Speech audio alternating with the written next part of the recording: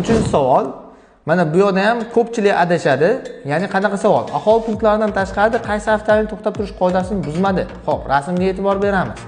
Bu rasmda ko'rib turganingizdek 3 xil mashina to'xtashi qo'yilgan.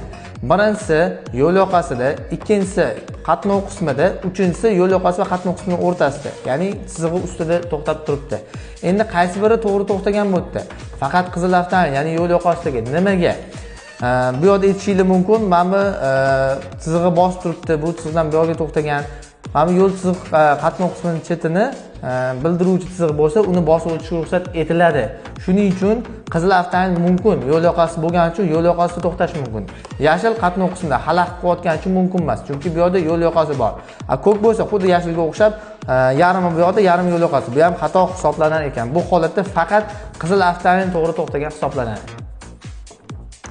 Shu va yana shunga o'xshash yangi savollarni o'tkazib yubormaslik uchun Avtotest School Instagramimizga obuna bo'lib qo'yishni esingizdan chiqarmanglar.